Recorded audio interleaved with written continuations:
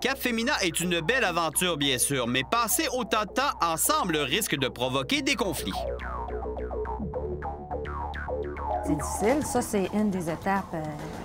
Un autre des défis de l'aventure, hein, c'est difficile. On apprend des choses sur soi, sur l'autre aussi, énormément. Non, ça aussi, c'est quelque chose qu'on ne pensait jamais que nous autres, on disait... On est comme des On n'a sœurs. tellement pas de soucis qu'on va chicaner. C'est chicané. Ah, deux fois solide. Ouais. On a du caractère toutes les deux. Donc, mais avec le niveau de stress, la fatigue et tout, c'est sûr que... Je dirais pas que c'est inévitable, mais je pense que celle qui se chicane le moins, c'est celle peut-être qui performe le mieux, là, ou en tout cas qui y arrive le mieux. Mais plusieurs filles nous ont dit « Oh, on a eu un petit meeting d'équipe. » Ou bien, un autre vient nous voir, je ne suis plus capable. Mais là, il y en avait qui étaient plus forts que nous autres. C'était comme intense. Là.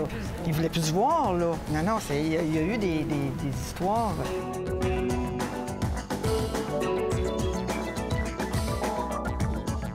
Se retrouver dans le désert du Maroc impose un mélange de grande chaleur, présence d'insectes, animaux ou reptiles et tempêtes de sable. En fait, ils nous donnent des précautions là, à prendre. Effectivement, c'est comme l'eau. Ils nous donnent 3 litres d'eau chacune le matin en partant. Il faut les boire. Les bébites, Ils nous en parlent pas beaucoup. Non, ils nous en parlent pas. Puis je peux t'avouer que moi, j'avais une appréhension, c'est scorpions, parce que je m'étais fait dire, fais attention quand tu mets tes pieds dans les bottes. Puis les serpents dans le désert. Bien, une anecdote. Le soir qu'on est dans le désert, on plante notre tente. La tente est trop petite pour nous deux. Diane a dit, moi, je vais dormir dehors. On est-tu loin d'avoir peur des scorpions? On va dormir dehors. Et on est comme les dizaines de filles que je te parle. On est une dizaine de filles assises à terre. On est assis à terre sur une toile, OK? Il commence à faire noir, on a nos lampes frontales. Puis à un moment donné, à côté de moi, il y a comme une espèce de gros scarabée, là, à peu près gros de main.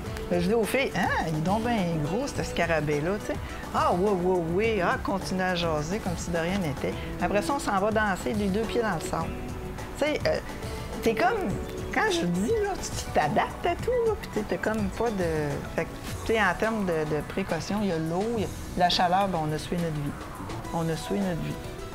Les mouches, la chaleur. Ah, les mouches. Les mouches. Il y a beaucoup de mouches, on s'attendait pas à ça. C'est... Ouais, pas dans les dunes, là, mais il y a des endroits là, plus propices à ça, des espèces de... Ils appellent ça des wedges, là, c'est des rivières sèches. Des rivières sèches, mais remplies de sable, là, ouais, c'est ça, full sable. Puis là, à ces endroits-là, il y a des secteurs, là, où c'est vraiment là, une pluie de mouches, là, dans l'auto, là, il y a On sort de l'auto, puis on rentre dans l'auto, il y en a 50.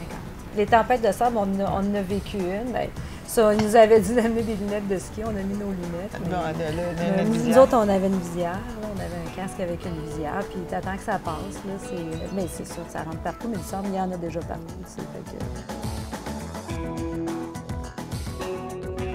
Une intense épreuve comme le raid Cap Femina provoque des changements chez les participantes.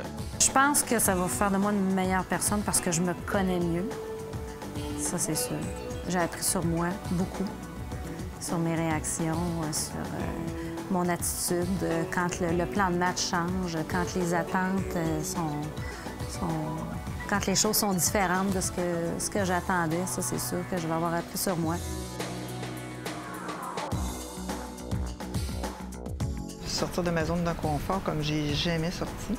Je suis une fille qui me donne un peu de misère dans ma vie par choix, là, à savoir je campe de façon sauvage. J'ai des choses que je pensais que je m'étais sortie de ma zone de confort, mais je n'avais jamais sorti de ma zone de confort autant que ça.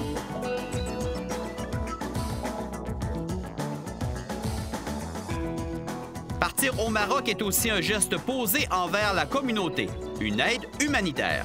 Ça a été vraiment quelque chose qui m'a touchée beaucoup.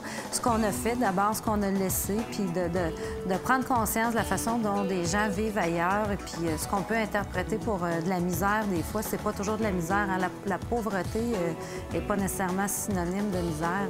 Bien, on parle d'une pauvreté qui est pas trop extrême, là, qui est relative, là, mais c'est les gens qu'on a côtoyés étaient contents, avaient besoin des dons qu'on apportait, avaient besoin de l'action qu'on faisait, mais en même temps, on avait des fois des enfants qui quêtaient, qui mendiaient. Puis ça, on leur disait non, il y avait leur beau sourire quand même, puis ça, on sentait pas que c'était des gens miséreux. Puis ça, moi, ça m'a réconforté un peu beaucoup aussi, là, de voir leur attitude, puis de voir que c'est pas parce qu'ils n'ont pas tout ce qu'on a ou tout ce qu'on voudrait leur donner qu'ils sont nécessairement des gens miséreux et malheureux.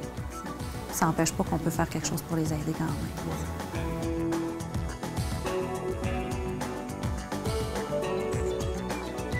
Un périple porteur de découvertes, autant physiques qu'intérieures. Pas de doute, nos deux aventurières reviennent en étant grandies. L'entourage de Diane et Marlène en sortiront gagnants.